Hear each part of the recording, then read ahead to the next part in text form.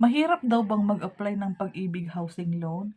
Sasagutin natin 'yan. Hello, Ma'am Cindy po ulit, Division Manager ng Dreamhouse Realty.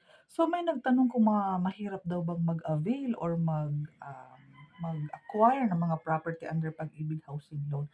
Siyempre po ang sagot ko po diyan ay hindi dahil, mostly po sa mga buyer namin, last year, naka-loan take out na po sila, na-approve na po sila. Meron lang po akong natandaang dalawang buyer na nagkaroon ng notice of disapproval pero na-troubleshoot naman yun. Nagawa naman ng paraan at nai-process po agad pabalik ng Pag-ibig at na-loan approve at nakalipat na din po sila.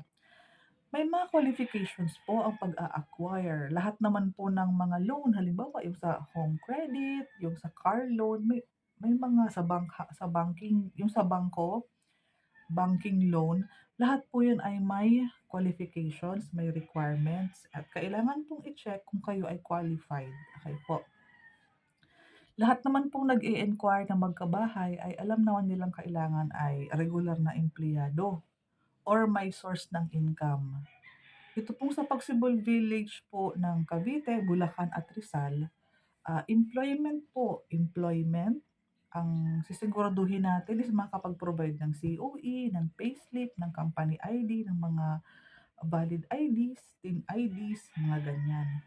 Very basic lang po basta regular na empleyado, pero ang pinakauna natin dapat siguraduhin is yung salary required kung pasok nga ba. Dahil iba't ibang project, iba't iba po ang salary required na hinihingi.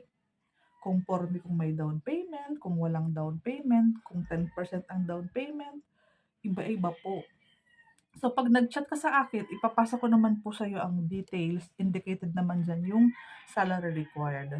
In the event naman na hindi umabot or kinapos ng bahagya, puwede naman tayo magkaroon ng mga co-borrower. Iba-iba din naman po ito per developer or per project. Ang ibang project ay nag-a-allow ng non-related co-borrower. Ibig sabihin, kahit hindi kayo kasal, kapitbahay mo, katrabaho mo, kaibigan, kakilala, puwedeng mag-co-borrower. Sa ibang project naman po, strictly first degree po ang tawag. First degree lang po, mama, papa, kapatid, asawa lang po ang maging co-borrower. Kapag nakahanap ka po ng co-borrower, mabilis lang din naman po ang pag-gather ng mga requirements, lalong-lalo na kung pareho naman po kayo locally employed. Kung ano po yung set ng requirements na kailangan mong ipasa, yun din po ang mga kailangan niyang ipasa. Kasi 'pag co-borrower, principal and co-borrower pareho po sila ng pino-provide na mga requirements. Si co-borrower naman po, sa salary niya, siya na lang po yung pandagdag sa kulang. Kaya madalas po kapag combined salary, mas malaki po talaga ang nagiging, kinakalabasan ng salary in combined. Halimbawa, say for example, kay Pagsibol Village, halimbawa ang kailangan namin salary kay Pagsibol is 29,000 basic plus food. Kung may mga overtime siya, may mga, um, incentive, bonuses, hindi yun kasama. So halimbawa ang sahod niya ay 35,000, tatanggalin namin yung night differential, incentives, tatanggalin namin yun. So kapag po hindi umabot ng 29,000, kailangan natin ng co-borrower. Let's say for instance, tinanggal na namin lahat, ang natira po ay 27,000, so kulang po siya ng around 2,000. Kakailanganin po natin ng co-borrower dahil po ito ay 100% loanable sa Pag-ibig, wala po tayong nilalabas na down payment. So, naka-fix na po talagang gano'n.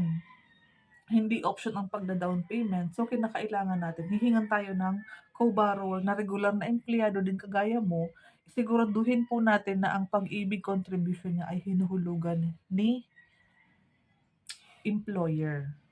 Check mo po yung payslip kapag may nakalagay po dun na Pag-ibig contribution ₱100, sure na sure po 'yan. So, i-start mo na po 'yan ang pagpapa-gather ng mga requirements kasi sobrang bilis lang po kapag locally employed. Basta yung mga ID ay okey na, walang problema sa pangalan, mabilis lang po na matulungan namin kayo magkaroon ng bahay. So, directly message me sa mga ibang katanungan kung may mga preferred kang ibang project, within Cavite, Bulacan, hawak naman po natin ang lahat. Ibanggit mo na po sa akin yung basic salary para mabilis po akong makakapag, um, makakapagbigay ng mga details ng mga project na pasok doon sa salary at sa budget po ninyo. Thank you po.